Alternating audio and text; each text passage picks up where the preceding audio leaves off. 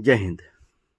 आइए अब class 10th का चैप्टर 4 वैश्वीकरण और भारतीय अर्थव्यवस्था के बारे में हम लोग इसके एमसीक्यू क्वेश्चंस और जो भी एक्सरसाइज के क्वेश्चंस हैं उसको देखते हैं।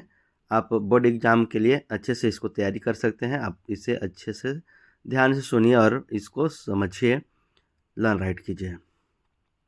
वैश्वीकरण और भारतीय अर्थव्यवस्था लेसन 4, वैश्वीकरण की नीति से किस क्षेत्र को लाभ नहीं हुआ है? इसका आंसर होगा ए, कृषि क्षेत्र को। बुक बिल्डिंग क्या है? इसका आंसर है सी, विशेषतः निवेदिताओं के माध्यम से प्रतिभूतियों के सार्वजनिक प्रस्ताव ऑफर के लिए अभिदान आमंत्रित करना। जो बुक बिल्डिंग है वो विशेषतः निवेदताओं के माध्यम से प्रतिभूतियों के सार्वजनिक प्रस्ताव के लिए अभिदान आमंत्रित करना है। ये आपके बुक बिल्डिंग के अंतर्गत आती है।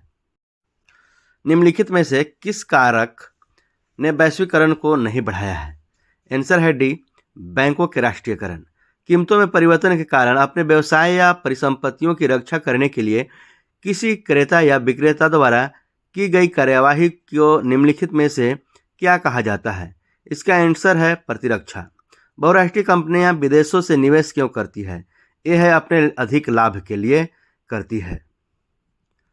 व्यावसायिक समस्याओं में इष्टतम समाधान खोजने के लिए सभी विकल्पों का मूल्यांकन करना एक अंतरशास्त्रीय गतिविधि है। इसे निम्नलिखित में से क्या कहा जाता है? इसका आंसर है ए, सी, परिचालन अनुसंधान। फोर्ड ने 1700 करोड़ लागत से अपना संयंत्र कहाँ स्थापित किया है? चेन्नई में 1700 करोड़ की लागत से चेन्नई में स्थापित की है। विश्व व्यापार संगठन की स्थापना कब हुई थी? इसका आंसर है बी, 1995 में। किसी राष्ट्र की राष्ट्रीय आय निम्नलिखित में से क्या होती है? आंसर है बी, कुल उत्पादन आय। उदारीकरण का क्या अर्थ है? डी है उपरोक्त सभी। अर्थव्यवस्था को प्रत्यक्ष नियंत्रण से मुक्त करना, विभिन्न प्रतिबंधों को समाप्त करना, अर्थव्यवस्था को खोलना। उपरोक्त सभी, आंसर इसका सही है।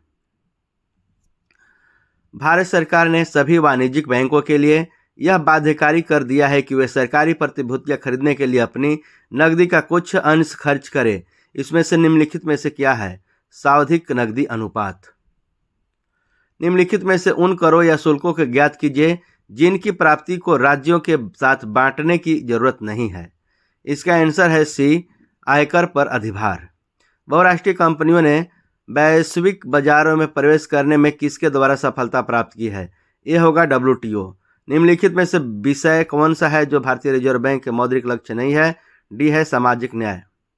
बहुराष्ट्रीय कंपनियों को क्या आकर्षित करती है? सी आंसर है ए, विदोनों सस्ता श्रम उत्पादन के लिए तैयार मांग।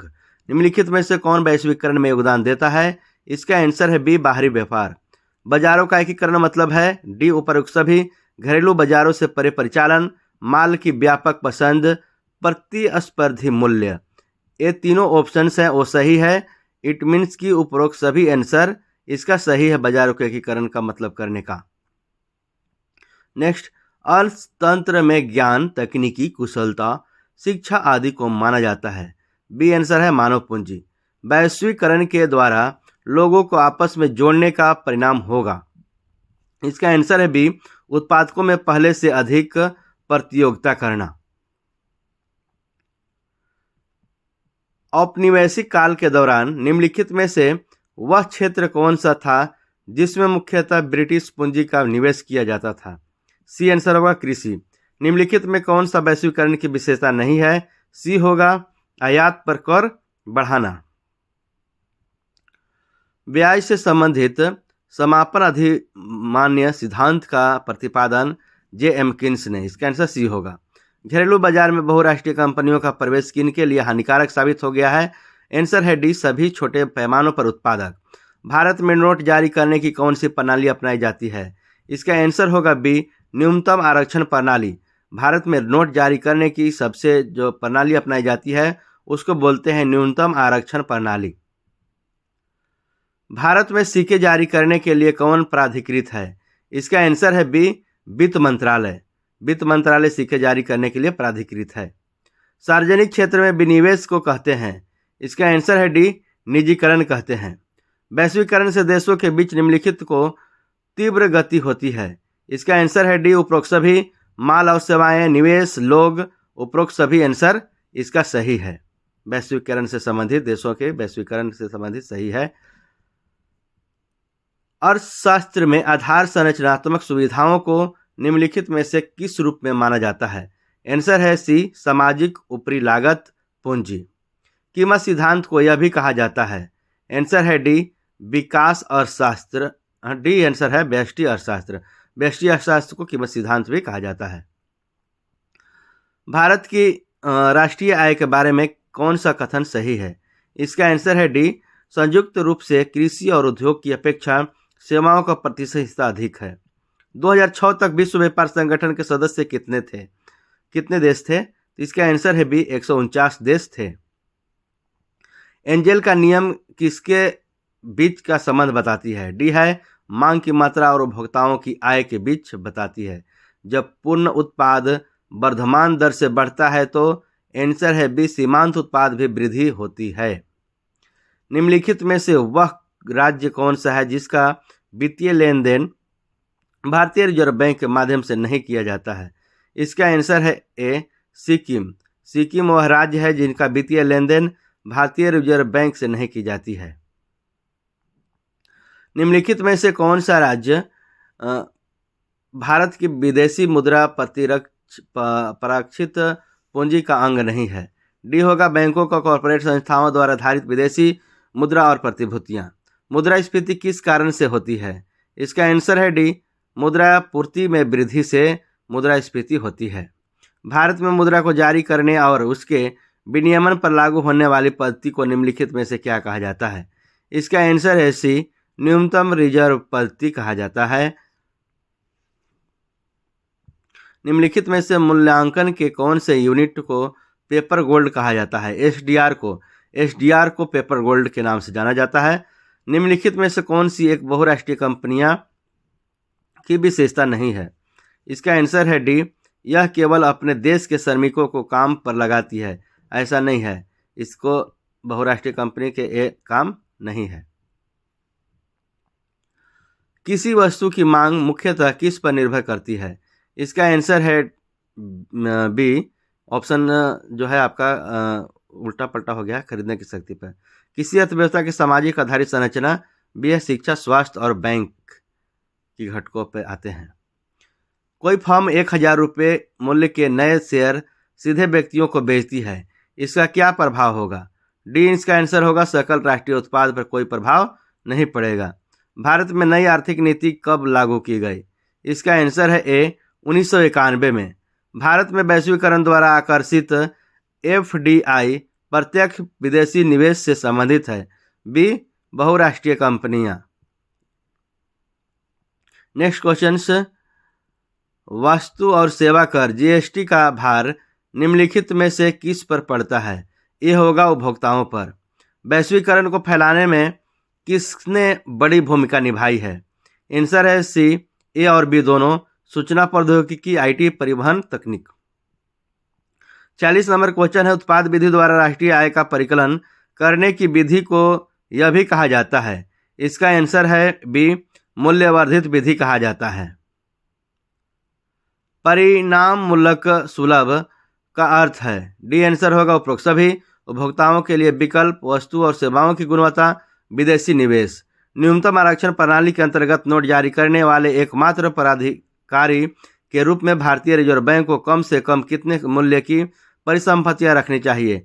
इसको में आंसर होगा सी, 200 करोड़ की परिसंपत्तियां रखनी चाहिए। इसका अब देखते हैं एक्सरसाइज का क्वेश्चन, अभ्यास के जो प्रश्न है। वैश्वीकरण से आप क्या समझते हैं? अपने शब्दों में उत्तर दीजिए। विभिन्न देशों के बीच परस्पर संबंध और तीव्र एकीकरण की प्रक्रिया को वैश्वीकरण कहते हैं। इसके अंतर्गत मुक्त व्यापार, पूंजी का मुक्त रूप से प्रवासन एवं श्रम की गतिशीलता आदि शामिल होती है। इसमें निम्नलिखित चीजें समाविष्ट हैं: विदेशी व्यापार में वृद्धि, उत्पादन की तकनीकों का निर्यात और आयात, एक देश से दूसरे देश में पूंजी और वित्त का प्रवाह, एक देश से दूसरे देश में लोगों का प्रवास। ये वैश्वीकरण से की सब नियम हैं। भारत सरकार द्वारा विदेश व्यापार एवं विदेशी निवेश पर अवरोधक लगाने के क्या कारण थे? इन अवरोधकों को सरकार क्यों हटाना चाहती थी? 1947 में स्वतंत्रता प्राप्त करने के उपरांत भारत सरकार ने विदेशी व्यापार एवं विदेशी निवेश पर प्रतिबंध लगा रखा था, क्योंकि उस समय स्थानीय लोगों उद्योगों की संरक्षण की जरूरत थी ताकि वह पनप सके। इसलिए भारत में विदेशी व्यापार एवं विदेशी निवेश पर अवरोधक लगाए गए थे। सन 1991 की शुरुआत से नीतियों में कुछ महत्वपूर्ण बदलाव किए गए, क्योंकि सरकार ने यह महसूस किया कि अब भारतीय उत्पादकों को विश्व के उत्पादकों से प्रतिस्पर्धा करने का समय आ चुका है। इस प्रतिस्पर्धा से देश के उत्पादकों के प्रदर्शन और गुणवत्ता में सुधार होना अस्वाभाविक था। श्रम कानूनों में लचीलापन कंपनियों को कैसे मदद करेगा? उसका उत्तर है, श्रम कानूनों में लचीलापन कंपनियों को श्रमिकों की संख्या पर नियंत्रण रखने में मदद करेगा। फिर कोई भी कंपनी श्रमिकों को मौसमी मांग के हिसाब से नियोजन कर सकती है या उन्हें काम से हटा सकती है। कम मांग पर स्थिति को कंपनियों को अतिरिक्त प्रभार सौंप सकती है। दूसरे देशों के बहुराष्ट्रीय कंपनियां किस प्रकार से उत्पादन और नियंत्रण स्थापित करती है? दूसरे देश से बहुराष्ट्रीय कंपनियां तरीकों से उत्पादन और नियंत्रण स्थापित करती है। जैसे इसका कई एमएनसी किसी स्थानीय कंपनी से साझा वेंचर करते हैं ताकि उनका काम शुरू हो सके। स्थानीय कंपनी को स्थानीय बाजार में व्यवसाय के माहौल बारे में बेहतर पता होने की वजह से एमएनसी को इससे मदद मिलती है। इसके अलावा स्थानीय कंपनी को व्यवसाय का ढांचा पहले से ही जमा हुआ होता है। जब बिजनेस एक निश्चित अनुपात में बढ़ जाता है तो एमएनसी साझा समझौतों को तोड़ देती है और फिर एक स्वतंत्र कंपनी की तरह काम करती है। इससे उसे अपने बिजनेस पर बेहतर नियंत्रण हासिल करने में मदद मिलती है। कुछ एमएनसी पहले दिन से ही स्वतंत्र रूप से काम करना शुरू कर देती है। कुछ एमएनसी केवल स्थानीय बाजार के लिए उत्पादन करती है, वहीं कुछ अन्य निर्यात के लिए उत्पादन करती है। विकसित देश विकासशील देशों से उनके व्यापार और निवेश का उदारीकरण क्यों चाहते हैं? क्या आप मानते हैं कि विकासशील देशों को भी बदले में ऐसे मांग करनी चाहिए? विकसित देश विकासशील देशों से उनके व्यापार और निवेश का उदारीकरण इसलिए चाहते हैं ताकि उनके देशों में की बहुराष्ट्रीय कंपनियां विकासशील देशों में सस्ते श्रम एवं अन्य संसाधनों का लाभ उठा सके। इसके अतिरिक्त विश्व व्यापार संगठन ने व्यापार और निवेश के उदारीकरण के लिए विकासशील देशों पर दबाव डाला है। इसीलिए मेरा मानना है कि विकासशील देशों को विकसित देशों में भी मांग करनी चाहिए कि वे अपनी नीतियों को उदार बनाएं, किसानों को आर्थिक सहायता बंद करें। वैश्वीकरण का प्रभाव एक समान नहीं है, इस कथन की ओर अपने शब्दों में व्याख्या कीजिए। वैश्वीकरण से भारत में व्यापार करने के ढंग में और लोगों के रोजमर्रा के जीवन में बहुत बदलाव हुआ है, लेकिन अभी भी आबादी एक बहुत बड़े भाग तक इसका लाभ नहीं पहुंचा पाया है। इसे स्थानीय एवं विदेशी लोगों के बीच बेहतर प्रतिस्पर्धा से उपभोक्ताओं, विशेषकर शहरी क्षेत्रों में धनी वर्ग के उपभोक्ताओं को लाभ हुआ है। इन उपभोक्ताओं के समक्ष पहले से अधिक विकल्प हैं और वे अब अनेक उत्पादों के उत्कृष्ट गुणवत्ता और कम कीमत में लाभान्वित हो रहे हैं। इसलिए वह तुलना में अपेक्षाकृत उच्च जीवन स्तर का आनंद ले रहे हैं। व्यापार और निवेश नीतियों का उदारीकरण वैश्वीकरण प्रक्रिया में कैसे सहायता पहुंचाती है?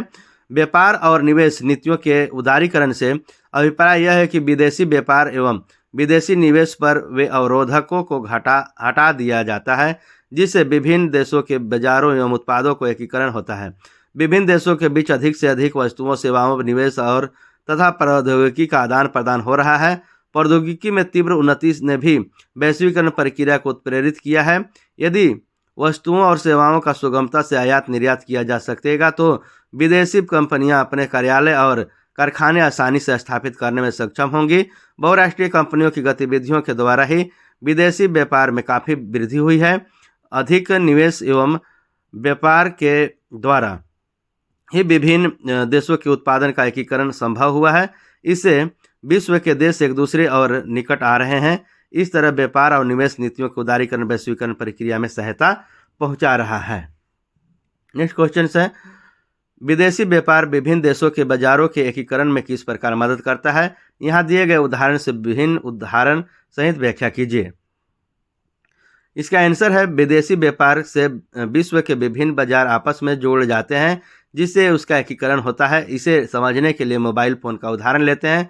मोबाइल फ़ोन बनाने वाली मुख्य कंपनियां अमेरिका और यूरोप में हैं। इन देशों में उत्पाद का डिजाइन तैयार होता है। मोबाइल के अलग अलग पूर्वी पार्ट पूर्वी एशियाई और मलेशिया, चीन, ताइवान में बनते हैं और उन्हें चीन, भारत में असेंबल फिर अंतिम रूप से बेचा जाता है।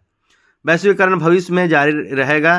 क्या आप कल्पना कर सकते हैं कि आज से 20 वर्ष के बाद विश्व कैसा होगा? अपने उत्तर का कारण दीजिए। वैश्वीकरण भविष्य में जारी रहने के कारण विश्व के विभिन्न देशों में वस्तुओं और सेवाओं, तकनीकी, पूंजी आदि का आदान प्रदान बंद हो जाएगा। इसलिए आज से 20 वर्ष के बाद विश्व एक ही बाजार बन जाएगा। हम दुनिया के किसी भी कोने में स्थिति को कंपनियों को ऑर्डर दे सकते हैं। इंटरनेट की सुविधा से हम किसी भी उत्पाद को अपने अनुसार फेरबदल करके मंगवा सकते हैं। यातायात के तीव्र साधनों के लिए उत्पाद दुनिया की तक पहुंचा सकते हैं। मान लीजिए कि आप दो लोगों के तर्क करते हुए पाते हैं कि एक कह रहा है कि वैश्वीकरण ने हमारे देश को विकास की क्षति पहुंचाई, दूसरा कह रहा है कि वैश्वीकरण ने भारत का विकास की सहायता की है। इन लोगों को आप कैसे जवाब देंगे? मुझे लगता है कि वैश्वीकरण से भारत के विकास में मदद मिली है। आज के युग में हम बिना वैश्वीकरण के उन्नति नहीं कर सकते। हालांकि वैश्वीकरण से भारत के सामने नकारात्मक और सकारात्मक दोनों ही नतीजे आए हैं, परंतु लोगों के सकारात्मक प्रभाव को कहीं अधिक महसूस किया है। भारत जैसे देश में जहां पूंजी की कमी है तथा श्रम की अधिक मात्रा पाया जाता है, वैश्वीकरण के कारण इनका उपयोग सही हो रहा है। कोई भी देश अपने ही देश में सब कुछ पैदा नहीं कर सकता है। अधिक से अधिक बहुराष्ट्रीय कंपनियां एमएनसी, बीमा, बैंकिंग एवं खाद्य जैसी विभिन्न क्षेत्रों में निवेश कर रही है। इस प्रकार के निवेश देश के लोगों को विभिन्न प्रकार की लाभान्वित कर रहे हैं। बढ़ती प्रतिस्पर्धा के परिणाम स्वरूप कई छोटे उत्पादकों और श्रमिकों को नुकसान हुआ है। इसीलिए उन्होंने वैश्वीकरण के लाभों को साझा नहीं किया है। सरकार को वैश्वीकरण को अधिक निष्पक्ष बनाने की कोशिश करनी चाहिए। न्याय संगत वैश्वीकरण सभी के लिए अवसर प्रदान करेगा और यह सुनिश्चित भी करेगा कि वैश्वीकरण के लाभों में सबकी बेहतर हिस्सेदारी है। नेक्स्ट क्वेश्चन देखते हैं हम लोग। 2 दशक पहले की तुलना में भारतीय खरीदारों के पास वस्तुओं और अधिक विकल्प हैं। यह डैश की प्रक्रिया को नज़दीक से जुड़ा हुआ है। अनेक दूसरे देशों के उत्पादित और सेवाओं को भारत के बाजारों में बेचा जा रहा है। इसका अर्थ है कि अन्य देशों के साथ डैश बढ़ रहा है। इससे भी आगे भारत में बहुराष्ट्रीय कंपनियों द्वारा उत्पादित ब्रांडों की बढ़ती संख्या, तो हम बाज़ारों में देखते हैं बहुराष्ट्रीय कंपनियां भारत में निवेश कर रही है, क्योंकि डैश में बाजार में उपभोक्ताओं के विकल्प बढ़ते जा रहे हैं और इसका प्रभाव अर्थ उत्पादकों में अधिकतम डैश। इसका उत्तर देखते हैं। 2 दशक पहले की तुलना में भारतीय खरीदारों के पास वस्तुओं के अधिक विकल्प हैं। यह वैश्वीकरण की प्रक्रिया नज़दीक से जुड़ा हुआ है। अनेक दूसरे देशों के उत्पादित वस्तुओं को भारत के बाजारों में बेचा जा रहा है। इसका अर्थ है कि अन्य देशों के साथ व्यापार बढ़ रहा है और इसका दूसरा है कि फायदेमंद है और मांग और उम्मीदों के प्रभाव का अर्थ है इसके बीच अधिकतम प्रतिस्पर्धा है।